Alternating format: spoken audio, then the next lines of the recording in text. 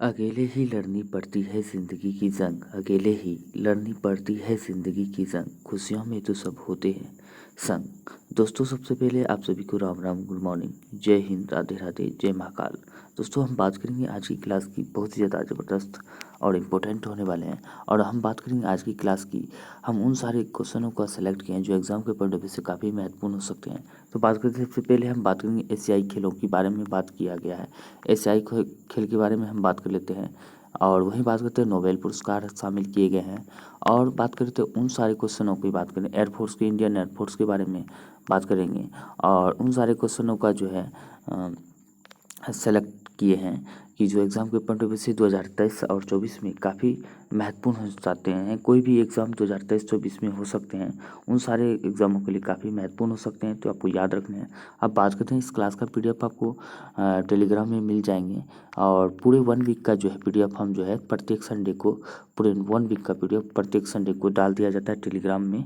अगर नहीं जुड़े हैं, टेलीग्राम से जुड़ें और उसका पीडीएफ भी डाउनलोड कर सकते हैं, काफ़ी महत्वपूर्ण हो सकते हैं। आप बात करते हैं उसके साथ साथ, अगर वीडियो पसंद आए ज़्यादा दोस्तों को शेयर करें, लाइक करें और चैनल को सब्सक्राइब जरूर करें। अब बात करते हैं आज की क्लास की। तो आज की क्लास की हम बात करते हैं, कोई भी लक्ष्य मनुष्य के साहस से बड़ा नहीं और हारा वही जो लड़ा नहीं। कोई भी लक्ष्य मनुष्य के साहस से बड़ा नहीं, हारा वही जो लड़ा नहीं। तो चलिए हम बात करते हैं आज की क्लास की। तो दोस्तों, हम बात कर लेते हैं आज की, बात करते हैं इंडियन एयरफोर्स की। बात करें तो 8 अक्टूबर 1932 में जो है, 8 अक्टूबर 1932 में इंडियन एयरफोर्स का स्थापना किया गया था। और 8 अक्टूबर को इसके स्थापना दिवस के शुभ अवसर पर हम बात करते हैं भारतीय वायुसेना के 72 साल बाद हम बात करते हैं। यहाँ पे देख सकते हैं 72 साल बाद जो है उसका फ्लैग बदला हुआ है, झंडा बदला है, भारतीय सेना ने बदल दिया है। तो देख सकते हैं, अब बात करते हैं किस प्रकार के हैं। तो यहाँ पे देख सकते हैं भारतीय सेना का झंडा यहाँ पे है। तो इंडियन एयरफोर्स की हम बात करते हैं, मिला अपना नया लुक, नया ध्वज। यहाँ पे देख सकते हैं प्रयागराज में वायुसेना दिवस पर कार्यक्रम में हुआ अनावरण। आपको याद रख सकते हैं कि इस तरह फ्लैग है एयरफोर्स का, इंडियन एयरफोर्स का, यहाँ पे देख सकते हैं दिया गया है। और यह जो इसका अनावरण प्रयागराज में हुआ है, ये आपको याद रखना है। काफ़ी महत्वपूर्ण सवाल हो जाते हैं, कभी पूछ सकते हैं कि यह ध्वज का जो है अनावरण कहाँ पे किया गया था, नए ध्वज का 72 साल बाद। तो हम बात करते हैं तो प्रयागराज में हुआ है। तो चलिए हम बात करते हैं इंडियन एयरफोर्स के बारे में, कुछ बातें जान लेते हैं बेसिक से। तो हम बात करते हैं इंडियन एयरफोर्स की बात। तो 91 साल पहले इंडियन एयरफोर्स की स्थापना हुआ था, 8 अक्टूबर 1932 में, यहाँ पे देख सकते हैं। वहीं बात करते हैं इंडियन एयरफोर्स के बारे में। तो इंडियन एयरफोर्स पहली बार 1 अप्रैल 1933 को उड़ान भरी थी। आपको याद रखना है, पहले दस्ते में 4 Westland Wapiti aircraft, 6 RAF trained officer और 19 सोल्जर शामिल थे। और साल 1945 में इसका नाम रॉयल इंडियन एयरफोर्स रखा गया था। 1945 में रॉयल इंडियन एयरफोर्स रखा गया था। आप देख सकते हैं इंडियन एयरफोर्स का विमान और इंडियन एयरफोर्स। वही बात करते हैं, शुरुआत में इंडियन एयरफोर्स ने वेस्टलैंड वापीटी विमानों को बड़े बेड़े में शामिल हुआ था। यहाँ पे इंडियन एयरफोर्स के बेड़े में शामिल हुआ था, वापीटी वेस्टलैंड की बात करें। अब वही बात करते हैं, दूसरे विश्व युद्ध के दौरान एयरफोर्स का विस्तार हुआ 1950 के गणतंत्र दिवस बनने में, यानी कि 1950 में जब भारत गणतंत्र दिवस बना, तो इंडियन एयरफोर्स की जगह का जो है नाम रॉयल हटा दिया गया, सिर्फ इंडियन एयरफोर्स रख दिया गया। ठीक है। अब बात करते हैं इंडियन एयरफोर्स के पास कुल, अभी वर्तमान में बात करें तो 2210 एयरक्राफ्ट है। इनमें से 577 लड़ाकू विमान है, 807 हेलीकॉप्टर सहित राफेल, तेजस, सुखोई और ग्लोब मास्टर जैसे मॉडर्न विमान शामिल है। तो आपको ध्यान में रखना है, अभी इंडियन एयरफोर्स जो बहुत ज़्यादा डिजिटल और मॉडर्न हो गए हैं। अब बात करते हैं नेक्स्ट की, इंडियन एयरफोर्स की हम बात कर लेते हैं। तो इसकी स्थापना यहाँ पे देख सकते हैं, वायुसेना दिवस 8 अक्टूबर को मनाया जाता है, ये ध्यान में रखना है। और इसका मुख्यालय नई दिल्ली में, आदर्शवाक नभम स्पर्शम दीप्तम इसका जो आदर्शवाक है। प्रथम अध्यक्ष एयर मार्शल सुब्रतो मुखर्जी है। वायुसेना जो है बात करते हैं दुनिया की चौथी सबसे बड़ी वायुसेना है। पहली सबसे बड़ी यानी कि सबसे ताकतवर सेना की बात करते हैं, USA का है, यानी कि अमेरिका की है। आपको याद रखना, संयुक्त राज्य अमेरिका की। अब बात करते हैं इसका थीम 2023 की क्या है। 2023 की थीम आपको पूछ सकते हैं इंडियन एयरफोर्स का, air power beyond boundaries, air power beyond boundaries इसका जो है बात करते हैं 2023 का थीम है। अब वही बात करते हैं अन्य जानकारी की बात करें तो 72 साल बाद इसका फ्लैग बदला है प्रयागराज में, आपको ध्यान में रखना है। और chief defence of staff CDS की बात करें तो ये जनरल अनिल चौहान है, ये आपको याद रखना है। और ये दूसरे नंबर का है, पहला नंबर का कौन सा था? जनरल बिपिन रावत जो है, जनरल बिपिन रावत, BP रावत, आपको याद रखने हैं। बिपिन रावत जो थे ये ध्यान में रखना है। अब बात करते हैं अवनी चतुर्वेदी की बात करते हैं, महिला फाइटर पायलट है, पहली महिला फाइटर है अवनी चतुर्वेदी, ये आपको ध्यान रखना है, फाइटर उड़ाने वाली। अब वही बात करते हैं कि नीचे हम बात करते हैं नए ध्वज में शीर्ष राष्ट्रीय चिन्ह अशोक चौक, ये तो आप खुद से देख सकते हैं किस प्रकार है और लिखा भी है, आप पढ़ सकते हैं। वही बात करते हैं हम नेक्स्ट क्वेश्चन की, अगर हम बात करें तो यहाँ पे दिया गया है 27वीं वायुसेना अध्यक्ष की बात करें तो एयर मार्शल R चौधरी है 27वें वायुसेना अध्यक्ष। और एडमिरल R हरि कुमार की बात करें तो 25वें नौसेना अध्यक्ष है। और मनोज पांडे 29वें थल सेना अध्यक्ष है। 8 अक्टूबर को वायुसेना दिवस मनाया जाता है। 4 दिसंबर को इंडियन नेवी डे मनाया जाता है। और 15 जनवरी को भारतीय सेना इंडियन आर्मी डे दिवस के रूप में मनाया जाता है। अब बात करते हैं सबसे ज़्यादा चर्चा में रहने वाला और सबसे ज़्यादा यहाँ से क्वेश्चन छपने वाला है 19वें एशियाई खेल की बात करते हैं। सबसे ज़्यादा क्वेश्चन यहीं से छपेंगे 2023-24 में, आपको ध्यान रखना है। एशियाई खेल की बात करें तो पहली बार 100 के पार हुआ है, 107 मेडल जीते हैं भारत ने एशियाई खेलों में, ये ध्यान में रखने हैं। वही बात कर लेते हैं 19वें एशियाई खेल की बात करें तो पहली बार, यानी कि इसका हम बात करते हैं एशियाई खेल की पहली बार आयोजन नई दिल्ली में हुआ था, ये आपको याद रखना है। नई दिल्ली से शुरुआत हुई 1951 में, पंडित जवाहरलाल नेहरू के उसमें प्रधानमंत्री थे। अब बात करते हैं दूसरी बार कब हुआ था, 1982 में। अब तक में 2 बार भारत में राष्ट्रीय खेल हो चुके हैं, ये ध्यान रखना, एशियाई खेल हो चुके हैं। अब बात कर लेते हैं इसका आयोजन जो बात करते हैं पहली बार हुआ था नई दिल्ली में और 23 सितंबर से 8 अक्टूबर तक इसका आयोजन किया गया था, ये आपको याद रखना है। समापन हो चुका है। संस्करण की बात करते हैं 19वां संस्करण था और हांगझू चीन में आयोजित किया गया था। अब बात करते हैं इसका शुभंकर की बात करें तो शुभंकर 3 है, कॉन्ग और लियोन और चैन, ये 3 शुभंकर है, ये आपको याद रखने हैं। 2022 का खेल था, यानी कि होनी थी 2022 में लेकिन हुआ 2023 में, आपको याद रखना है। अब बात करते हैं यहाँ ध्वजवाहक की बात करें तो यहाँ पे देख सकते हैं, ये हम बात कर लेते हैं कुल खेल 45 हुए हैं। भाग खिलाड़ी की बात करें 655 खिलाड़ी थे और विषय 61 थे। एथलीट खिलाड़ी की बात करें तो खिलाड़ी की तो कुल 11,000 खिलाड़ी जो है थे, ये अब शामिल, ये आपको याद रखना है। अब बात करते हैं ध्वजवाहक की शुरुआत कार्यक्रम यानी कि ओपनिंग कार्यक्रम की, यानी कि एशियाई खेल की ओपनिंग में ध्वजवाहक की बात करें तो हरमनप्रीत सिंह थे और लवलीना बोरगोहन थे। जो बॉक्सर है लवलीना बोरगोहन, हरमनप्रीत सिंह की बात करें तो ये हॉकी के खिलाड़ी हैं, ये आपको याद रखना है। अब बात करते हैं अब तक में भारत की बात करें तो 107 मेडल जीते हैं, कुल 107, जिसमें कि हम बात करते हैं कुल 28 स्वर्ण पदक जीते हैं। और जितने भी स्वर्ण पदक जीते हैं सारे के सारे मोस्ट इम्पोर्टेंट हैं, आपको याद रखना है। तो यहाँ पे जितने भी दिया गया सारे के सारे जो है क्या है, तो ये स्वर्ण पदक है। 10 मीटर एयर राइफल सबसे पहला हम बात करें तो शूटिंग में भारत ने गोल्ड मेडल जीता था, ये आपको याद रखना है।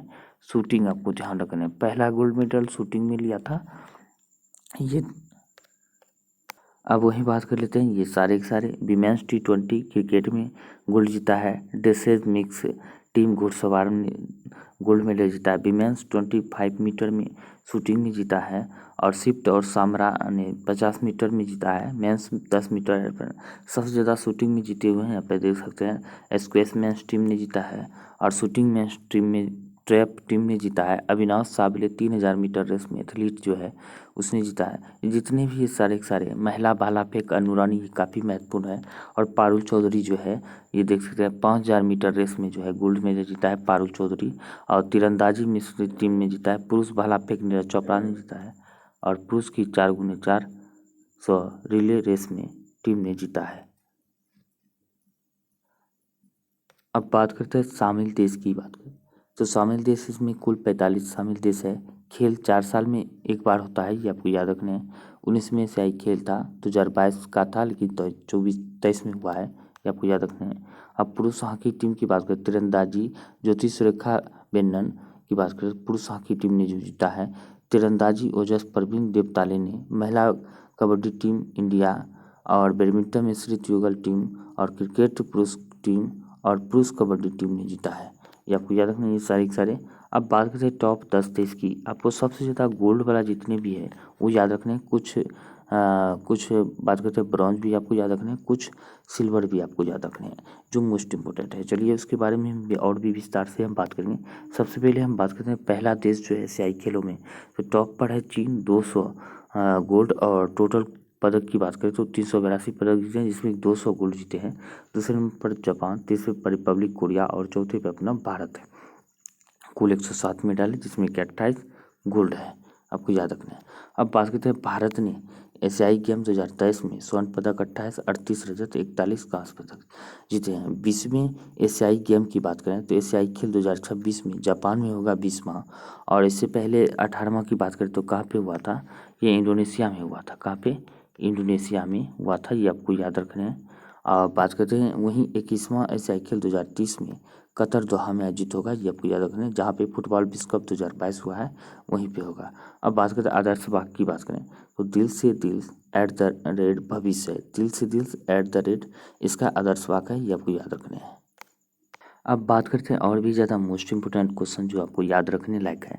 नारी शक्ति का कमाल, महिला कबड्डी टीम ने भारत को दिलाया 100वां मेडल, यानी कि 100वां मेडल जो भारत ने जीता है महिला कबड्डी टीम ने दिया है, ये आपको याद रखना है, काफ़ी मोस्ट इम्पोर्टेंट हो जाते हैं। अब बात करते हैं भारत एशियन गेम में भारत ने दोहराया इतिहास। क्या दोहराया इतिहास, यहाँ पे देख सकते हैं। तो 72 साल बाद की बात करें तो विमेंस शॉट पुट में मेडल जीता है, काफ़ी महत्वपूर्ण हो जाते हैं, ये आपको याद रखने हैं। और 49 साल बाद जो मेंस डेकाथलॉन में सिल्वर जीता है, ये भी बहुत महत्वपूर्ण है। 41 साल बाद घुड़सवारी में गोल्ड जीता है, ये काफ़ी महत्वपूर्ण हो जाते हैं। और 41 साल बाद बैडमिंटन मेंस सिंगल इवेंट में मेडल जीता है, ये भी बहुत सारा मतलब बहुत ज़्यादा इम्पोर्टेंट है। 61 साल बाद जो है यानी कि 4x400 मीटर रिले में गोल्ड मेडल जीता है। ये सारे के सारे जितने इतिहास दोहराया हुआ है ये काफ़ी महत्वपूर्ण हो जाते हैं गोल्ड के, और दोहरा मतलब बहुत दिन के बाद मेडल जीते हैं, ये आपको याद रखना है।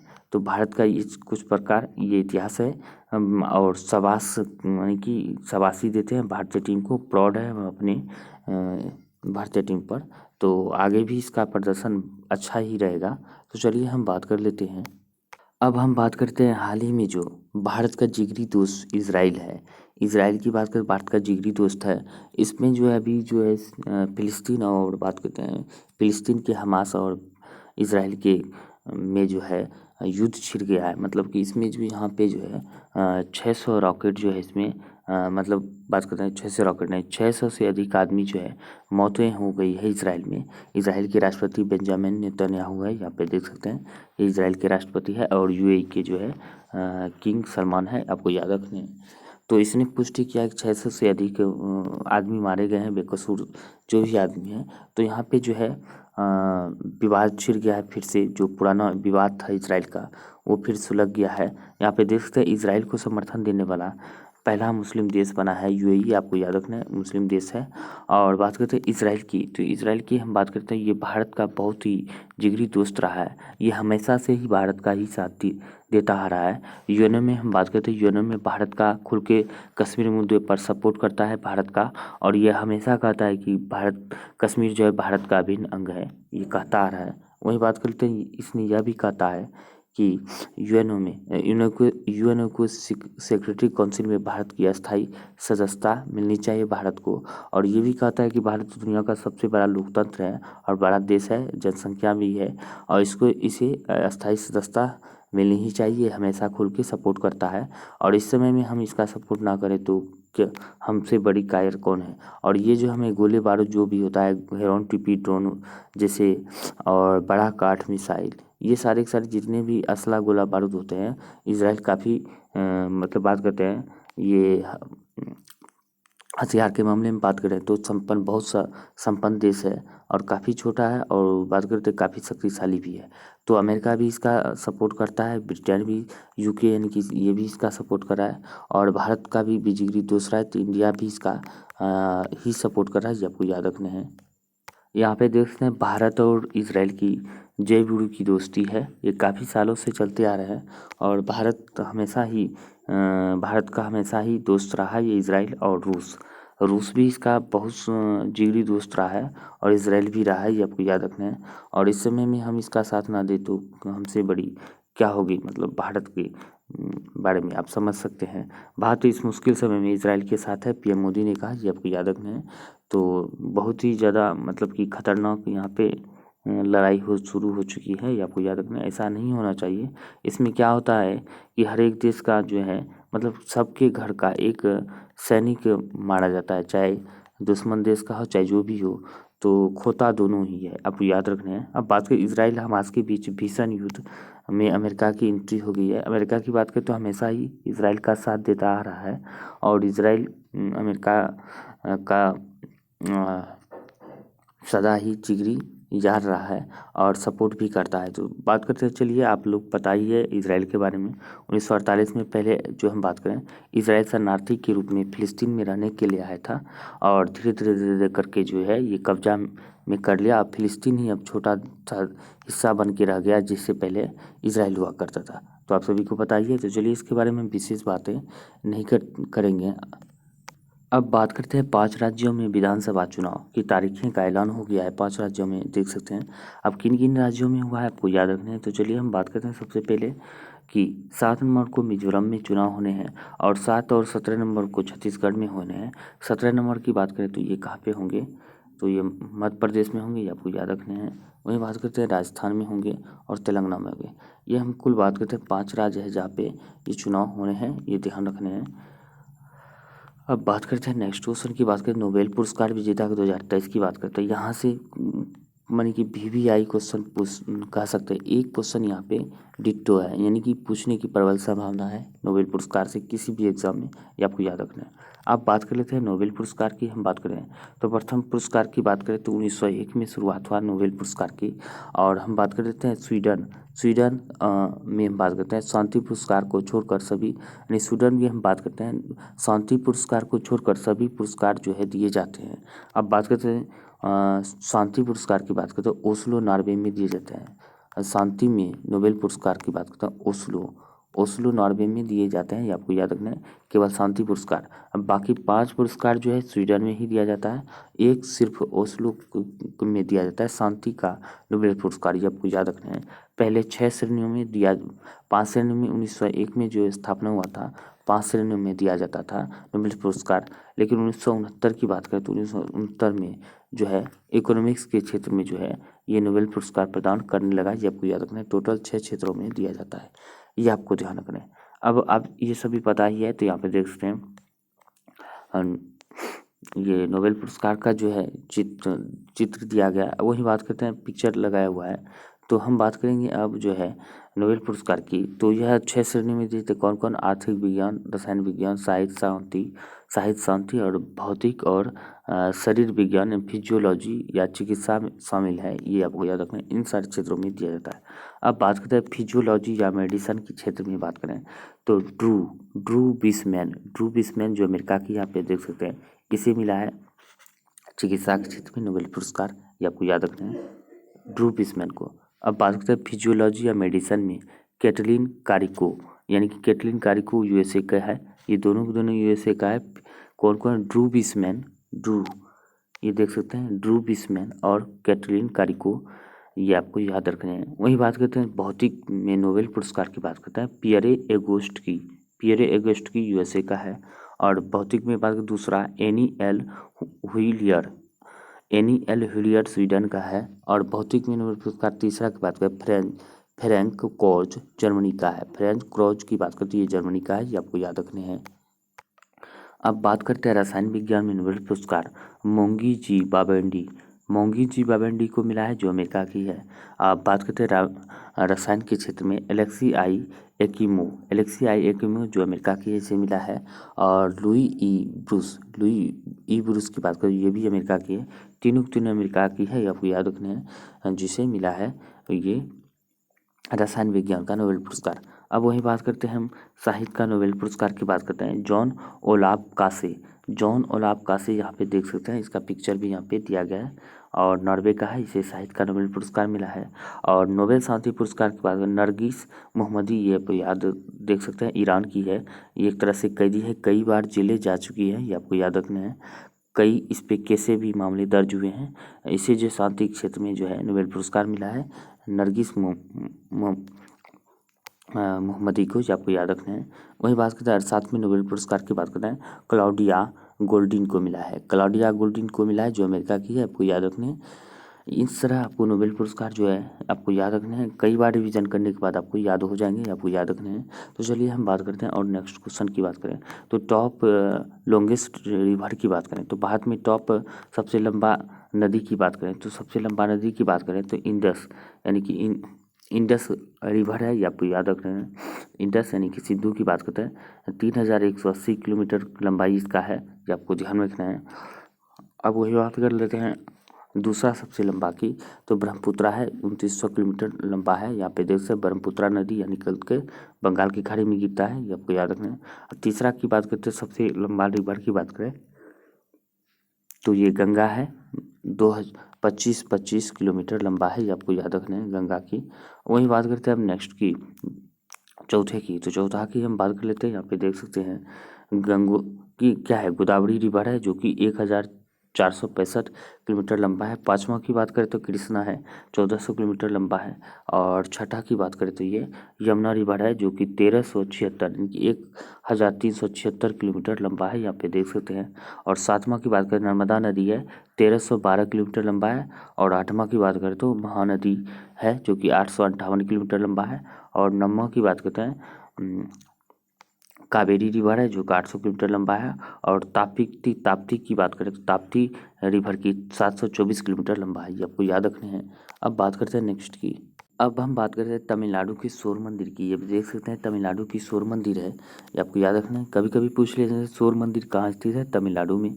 वही बात करते हैं भारत का पहला सौर सिटी की बात करें तो कहाँ पे है, भारत का पहला सौर सिटी सांची मध्य प्रदेश में स्थित है। वही बात करते हैं तमिलनाडु का प्रतिष्ठित सौर मंदिर बना देश का पहला हरित ऊर्जा पुरातात्विक स्थल। ये याद रखने काफ़ी महत्वपूर्ण सवाल हो जाता है। BBI तमिलनाडु का पहला प्रतिष्ठित सौर मंदिर बना देश का पहला हरित ऊर्जा पुरातात्विक स्थल बना है, ये आपको याद रखना है। वहीं बात करते हैं 24 घंटे सौर ऊर्जा से संचालित भारत का पहला गांव की बात करें तो मोढेरा गुजरात में स्थित है, 24 घंटा सौर ऊर्जा से संचालित होते हैं। अब बात करें सौर ऊर्जा से संचालित भारत का पहला मंदिर की बात करें तो सौर ऊर्जा से संचालित भारत का पहला मंदिर कोणार्क सूर्य मंदिर है, ये आपको याद रखना है, जो कि उड़ीसा में स्थित है। अब बात करते हैं मन में उतरना और मन से उतरना, यह सिर्फ आपके व्यवहार पर निर्भर करता है। बिल्कुल ही सही बात है, मन में उतरना और मन से उतरना सिर्फ आपके व्यवहार पर यह निर्भर करता है, ये आपको याद रखना है। जय श्री राधे। अब बात करते हैं नेक्स्ट की, अब बात करते हैं रॉबर्ट क्लाइव की बात करें तो भारत का प्रथम बंगाल का गवर्नर है। रॉबर्ट क्लाइव बंगाल का प्रथम गवर्नर है। और लॉर्ड हेस्टिंग की बात करें तो बंगाल का प्रथम गवर्नर जनरल है, ये आपको याद रखना है। लॉर्ड विलियम बेंटिक की बात करें तो भारत का पहला गवर्नर जनरल। और लॉर्ड कैनिंग की बात करें तो भारत का पहला वायसराय। और लॉर्ड माउंटबेटन की बात करें तो स्वतंत्र भारत का पहला गवर्नर जनरल लॉर्ड माउंटबेटन। और बात करते हैं स्वतंत्र भारत का पहला भारतीय गवर्नर जनरल की बात करें तो सी राजगोपालाचारी। अब बात करें स्वतंत्र भारत का पहला गवर्नर जनरल और अंतिम बात करें तो ये लॉर्ड माउंटबेटन है। और भारतीय पूछे तो स्वतंत्र भारत का पहला भारतीय गवर्नर जनरल सी राजगोपालाचारी यानी कि चक्रवर्ती गोपाल राजगोपालाचारी है, ये आपको याद रखना है। अब बात करते हैं नितिन गडकरी की बात करें तो देख सकते हैं रोड मैन कहा जाता है इसे, क्योंकि काम जो अगर हम देखने के लिए मिलता है, अगर कोई काम किया है तो नितिन गडकरी ने किया है, क्योंकि इसका जो है रोड यानी कि सड़क राज्य मंत्री है, ये आपको याद रखना है। इस सड़क भी चकाचक हो चुके हैं। और इस पर हम बात कर लेते हैं नितिन गडकरी पर बनेगा biopic film highway man of India, यानी कि हाईवे मैन ऑफ इंडिया के नाम से जाना जाता है। लेकिन कोई भी विभाग में अगर काम देखें तो इससे ज़्यादा और इससे बढ़िया कोई काम ही नहीं हुआ है। अगर काम बन करने लायक हुआ है तो नितिन गडकरी जी ने किया है। काफ़ी मोस्ट इम्पोर्टेंट काम किए हैं रोड के बारे में। इनके विभाग में जो इसके मतलब जो इसके भाग में विभाग था, जो इसके हक में था, ये अपने हक के लिए अच्छी तरह से संघर्ष किए हैं और अपना काम खूब अच्छी से तरह से निभाई है। आपको याद रखने काफ़ी अच्छी काम किए हैं। आप सभी को पता ही है किस तरह काम हुआ है।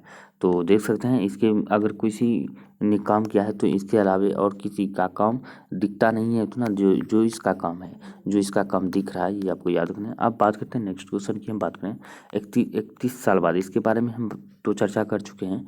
नरगिस मोहम्मदी की बात करें तो 31 साल की जेल, 154 कोड़े पड़े हैं इसको। ये देख सकते हैं, काफ़ी दुख भरी इसकी कहानी है। कौन है जेल में बंद नोबेल शांति पुरस्कार?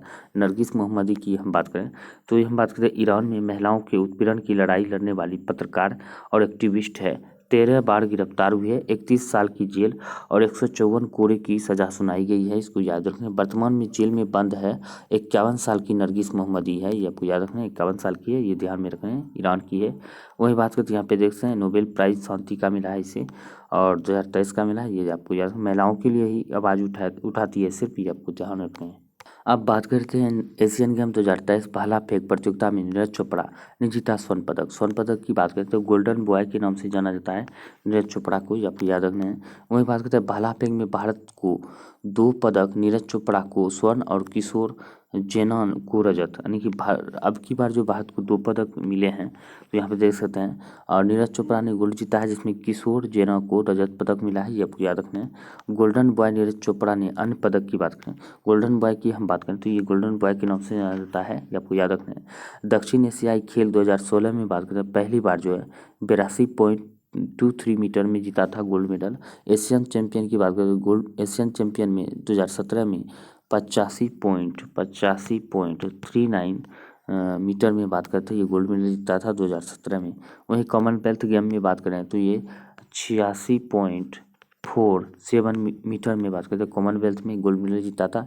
एशियन गेम में जीता था गोल्ड मेडल 88.06 मीटर में। और ओलंपिक गेम में बात करें 2020 में बात करें तो 87.58 मीटर में गोल्ड मेडल जीता था, जबकि 2020 में। डायमंड लीग में बात करें 2022 में जीता था 88 पॉइंट, इसका आधा कर दीजिए 44 मीटर में जीता था गोल्ड मेडल 2022 में। विश्व चैंपियन में बात करें तो सिल्वर मेडल जीता था कब विश्व चैंपियन में, कितना 88.13 मीटर फेंका था भाला, ये आपको याद रखना है।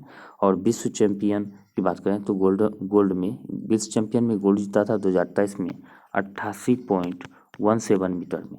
अब बात करें डायमंड लीग में बात करें सिल्वर जीता था, कितना भाला फेंका था इसने 83.80 मीटर फेंका था। एशियन गेम में बात करें तो 88 पॉइंट कितना फेंका है, ये आपको याद रखने काफ़ी याद रखने की जरूरत ही नहीं है, क्योंकि 88.88 मीटर फेंका था, ये आपको याद रखने काफ़ी महत्वपूर्ण जीते हैं गोल्डन बॉय के। ये सारे के सारे जितने भी गोल्ड जीते हैं अभी तक में, ये हमने चर्चा कर लिया, आपको याद रखना है।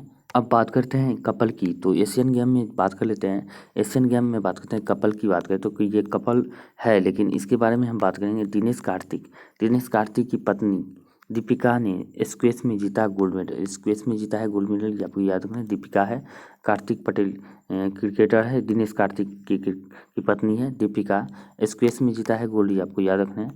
अब बात करते हैं नेक्स्ट क्वेश्चन की, हम बात कर लेते हैं। तो ये सारे के सारे एशियन गेम का है। 29 साल बाद अर्जुन सिंह सुरेंद्र सिंह सलाम की जोड़ी नौकायन में देश को दिलाया गोल्ड मेडल, यानी कि नौकायन में भी जीता है 29 साल बाद गोल्ड मेडल। ये काफ़ी महत्वपूर्ण और चर्चा में है। आप वही बात करते हैं एशियन गेम में, यहाँ पे देख सकते हैं एशियन गेम तीरंदाजी में ओजस देवताले और ज्योति वेन्नम ने जिताया गोल्ड मेडल, ये आपको याद रखना है।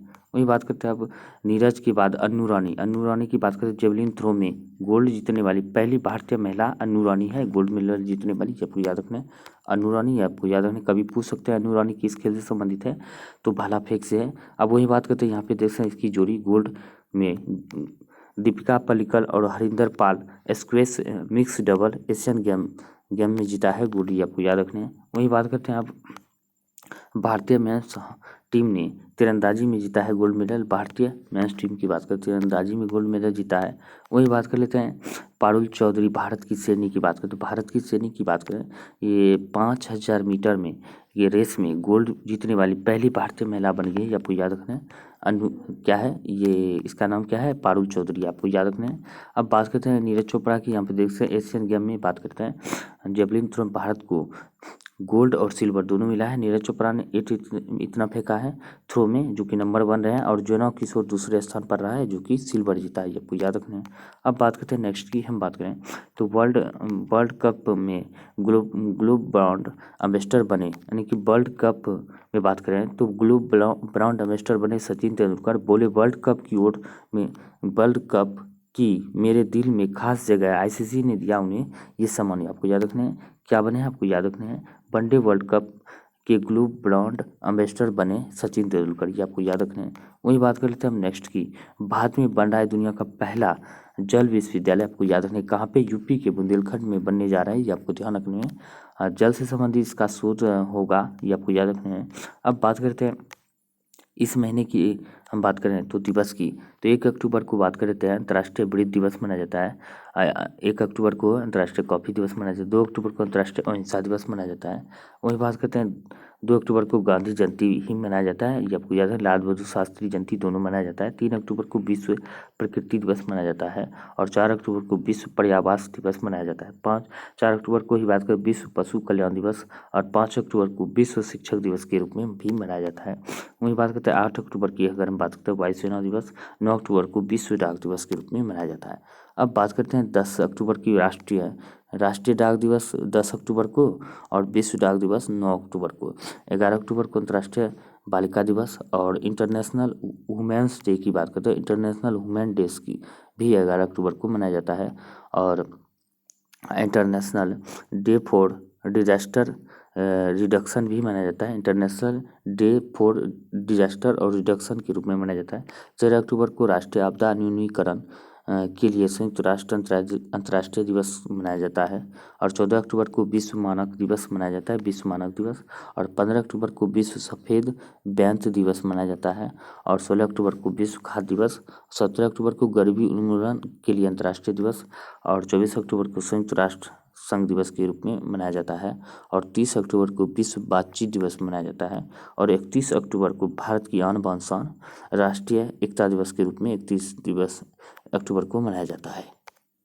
अब बात कर लेते हैं करंट अफेयर की, बात करें तो इस वर्ष अर्थशास्त्र के क्षेत्र में नोबेल पुरस्कार किसे सम्मानित किया गया है, तो क्लाउडी गोल्डिया जो अमेरिका की है, ये आपको याद रखना है।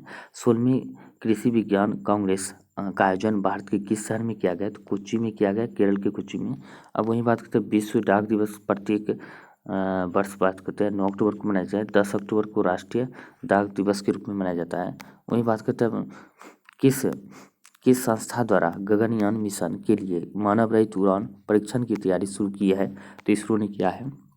राज्य में भारत की सबसे बड़ी पंप भंडार परियोजना की आधारशिला रखी गई है, तो मध्य प्रदेश में रखी गई है। और किस भारतीय अभिनेता को 25वें राष्ट्रीय किशोर कुमार सम्मान 2022 से सम्मानित किया गया है, तो धर्मेंद्र देवल को मिला है। दूसरी बार राष्ट्रीय शारीरिक दिव्यांग T20 क्रिकेट चैंपियन का खिताब जीता है किसने, जम्मू कश्मीर ने जीता है। अब बात करते हैं नेक्स्ट की, बात करते हैं वनडे विश्व कप में सबसे तेज 1000 रन बनाने का रिकॉर्ड किस खिलाड़ी ने बनाया है, तो डेविड वार्नर ने बनाया है।